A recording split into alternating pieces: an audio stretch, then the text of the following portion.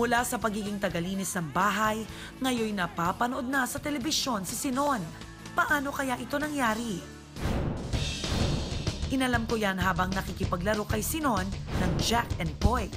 Sinon, I'm sure pamilyar na pamilyar ka dito sa sikat na laro sa Eat Bulaga, ang Jackpot and Poy.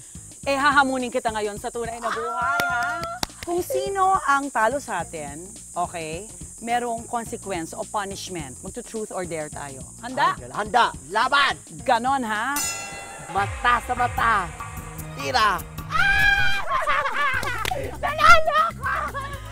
Ngayon, Nako! truth or dare?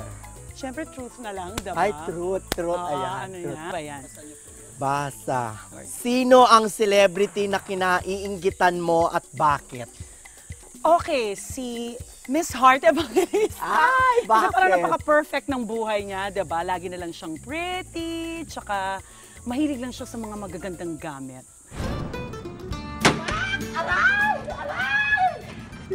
Mabuhay! Eto ang trivia mga kapuso. Alam nyo ba na may malalim palang hugot ang mga viral video ni Sinon? May namit kasi akong Pilipina na isa siyang katulong ng mga taga Middle East. And minsan nalulungkot daw sila. So, ang nakakapatawa daw sa kanila, mga funny videos. What if gumawa ako ng mga video para sa kanilang lahat? Total natural naman ang pagpapatawa ko. Doon nag-umpisa. Yun ang naging inspirasyon ko. Mata sa mata! Tira! Truth or dare? Truth. Share one embarrassing moment in your life. Ay! Oo, meron. Ano? Nag-taping kami ng Bakit Lahat ng Gwapo May Boyfriend? Umutot ako. Umutot ako bigla. Sino nakarinig? Andun may ibang artist, Kuya Paolo, andun kaya siya. May amoy talaga. So sobrang hiya ko. Nag-apologies. Pasensya na guys, hindi ko na napigil. Sa Ano next ba yan time ang na baha? mangyayari yun, alam mo na gagawin. Alam ko na gagawin. Paano? Walk out diretso. Teka lang, walk out tayo. Utot ako, gano'n. On my way! Nabalitaan daw ng Eat Bulaga ang pagiging viral ng videos ni Sinon. Kaya naman agad-agad daw siyang pinakontak nito. Nag-email na po sila sa akin.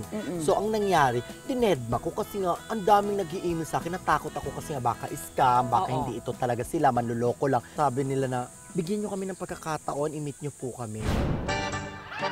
Wow! Matapos ma-confirm ni Sinon na legit ang offer sa kanya, kinabukasan ay sumabak na raw agad siya sa kalye serye ng Eat Bulaga. Inaasikaso namin lahat. At dito na nga siya binansagang Rogelia. Anong pangalan mo talaga? Yung sa gabi. Rogelia. Siya na ang pinakamaarteng baklang nakilala kong macho. Machong bakla nga ang tawag ko sa kanya.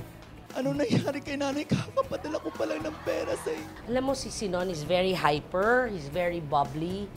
He looks at things positively. And what's nice with him is just so grateful.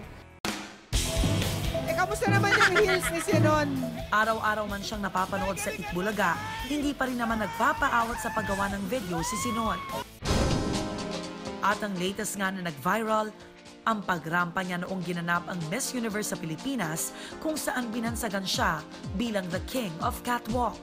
Mayroon na itong mahigit 8 million views sa ngayon. Laban? Siyempre dito naman sa Pilipinas, wala ka makikita na baklang borta na ang lambot-lambot rumampa. Kaya siguro natuwa yung mga tao sa kanya. Dito sa Pilipinas, ang daming komedyante pero walang katulad niya na yung sobrang laki ng katawan pero ang lambot ng katawan tapos ang galing.